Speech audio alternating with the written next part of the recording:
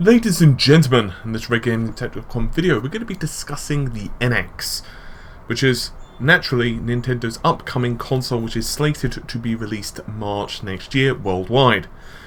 Now, obviously, since the topic of this video is the NX, and Nintendo have yet to even give us any indication of what the NX is, other than it's a console and it's going to be released next year, well, we're dealing with a lot of speculation and rumours, so obviously if this stuff turns out to be factually incorrect, you have been warned ahead of time.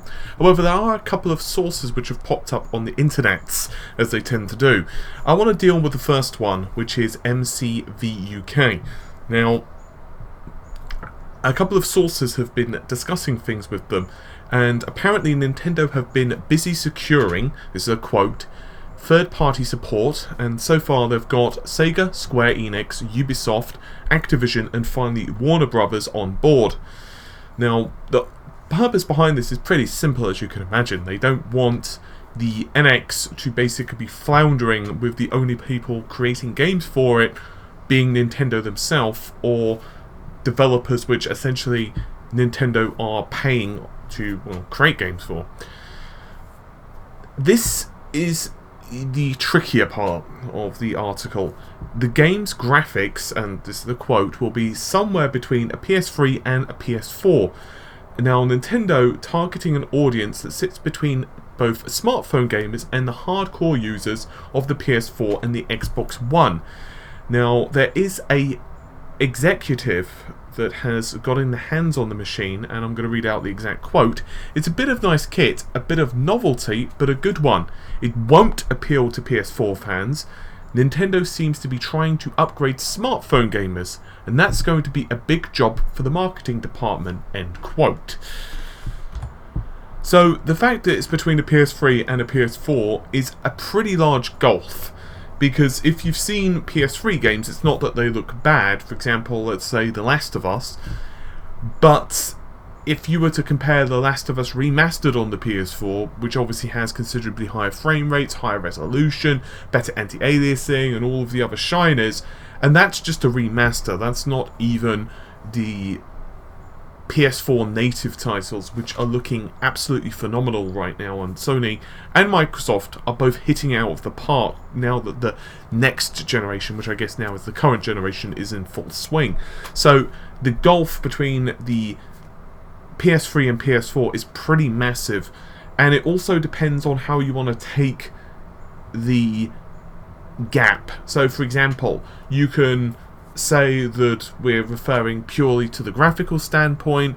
We can say that they're referring to the frame rate, or we could even start to get really technical into this and say, well, is the handheld mode, when it's being portable, going to run at different clock speeds compared to if it's docked? Now, this leads us into another thing which popped up on Reddit a couple of days ago. Now, this actually is something that wasn't really circulating over the internet until just now. Now, I happened to spot this via NeoGAF, so thanks a lot for NeoGAF. But I'm going to read out a quote, just to let you guys know. There was a random guy from some Brazilian forum on the 17th of May, which posted everything Eurogamer said, everything, really everything, including the Tegra chips. He said it could be the X1 or the N1, detachable controls, cartridges, and he even said it would come out, the rumours would come out 2 months later because his source would, quote, leak the info in 2 months, which was accurate if you start looking at the timeline of things. Now, this is via Reddit. Now, the really interesting thing here is that this Brazilian chap wrote, this is via Google Translate, all I can say is that the chip is not the Tegra 1, but its successor, and that it is modular, which can increase your capabilities through modules in cartridges. Now, obviously we're very, very, very, very, very, very, very much in Rumour City here. So get all your salt, get your trucks with it, you know, don't take this as this is what's going to happen. But it's possible that we could be having a situation like back in the Genesis days, or the SNES days, or what have you, where there were essentially, I guess you could say, co-processing chips, that's the easiest way of describing them, I suppose, on cartridges themselves, which provide extra graphical grunt. Now, you might recall that Sega used this for Sega Virtua Racing, and Nintendo used this quite frequently. The ill-fated Star Fox 2, which obviously never saw the light of day, but the original Star Fox and a whole bunch of other titles actually used different variant custom chips, which added extra polygon pushing power, or just regular processing power, to the SNES, and even the NES used some custom chips as well. So it's possible that that's one of the reasons that Nintendo are going the route of cartridges.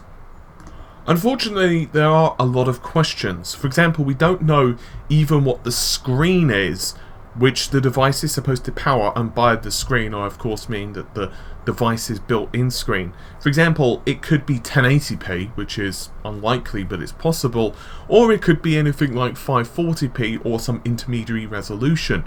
Now, the reason that's quite important is because, let's say it's 540p, for sake of argument, there's obviously a hell of a lot less pixels for that to push than a 1080p screen, which is the average TV that most folks are going to have in their living room, their bedrooms, or what have you.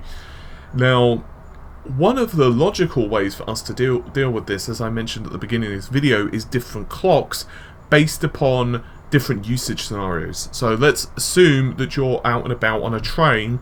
Well, you're probably not going to be able to plug the thing into a wall point, so the clock speeds of the RAM, of the GPU, of the CPU would presumably become lower. However, the rumours don't actually back this up at the moment.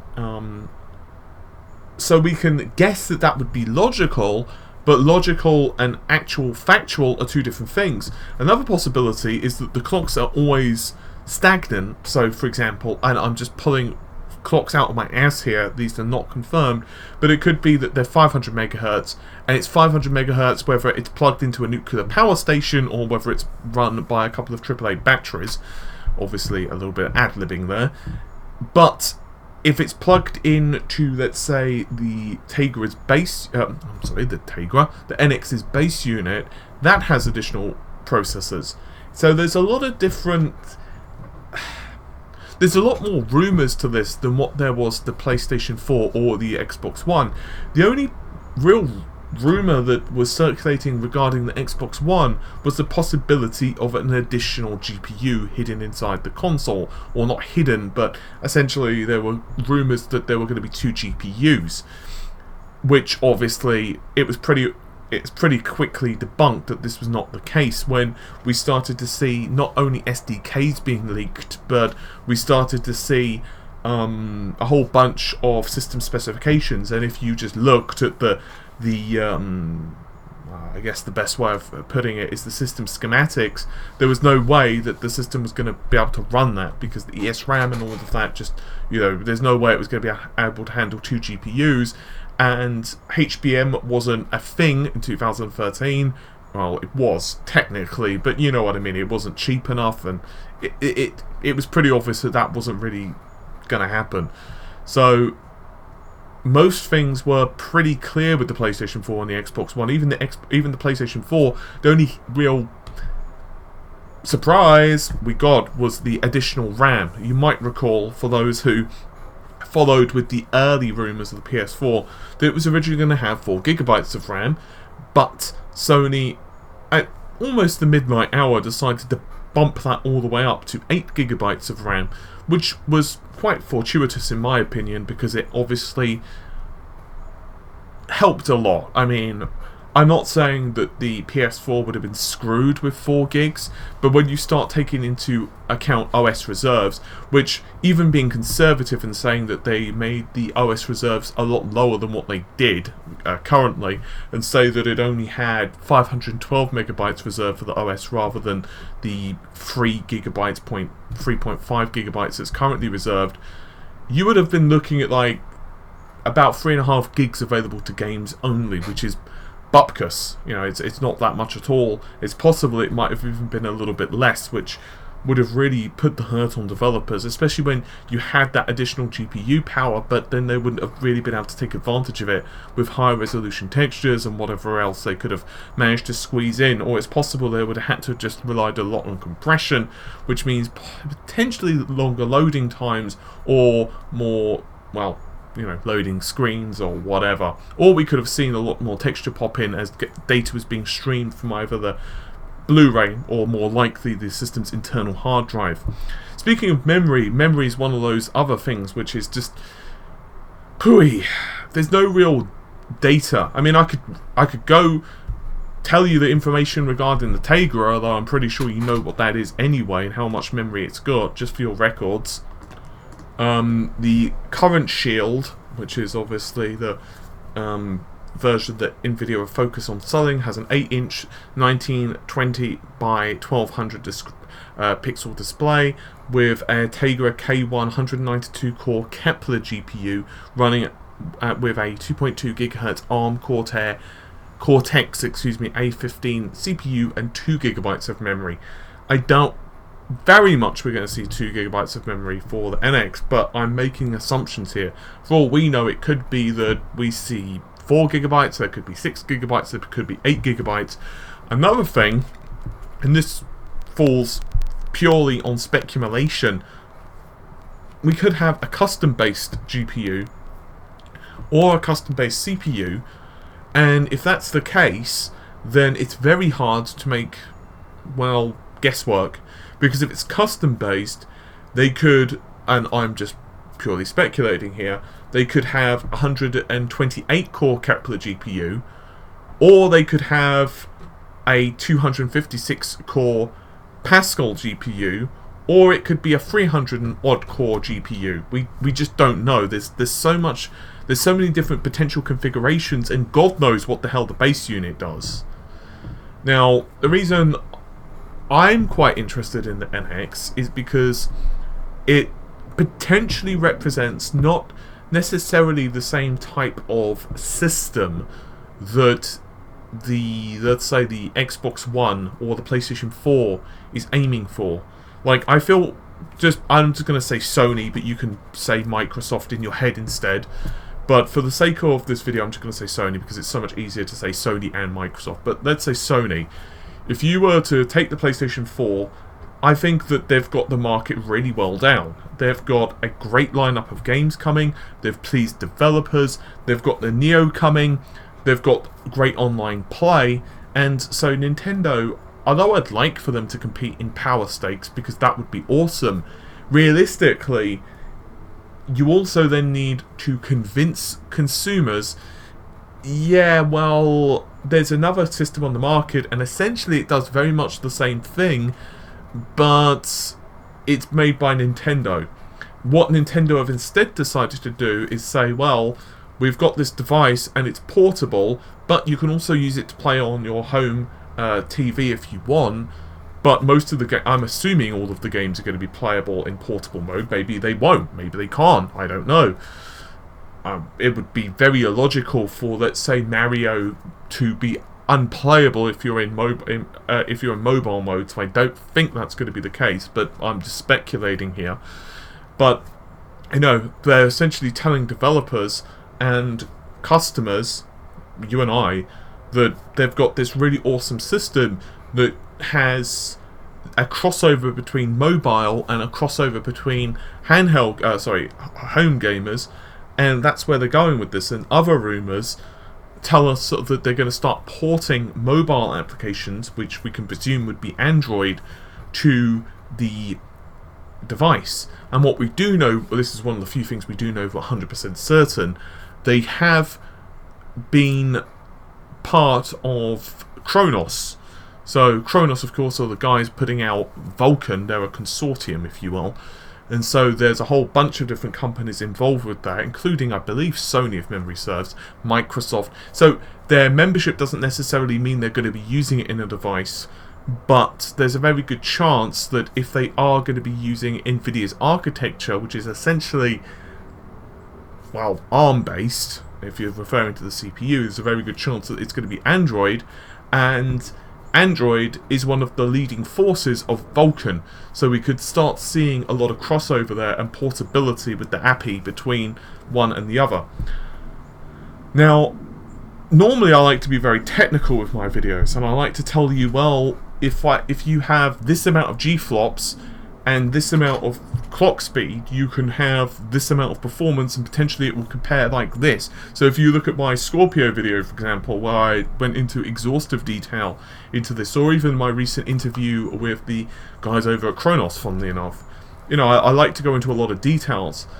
And the reason I've not really done a technical analysis with the NX is because there are so many sodding variables we just don't know.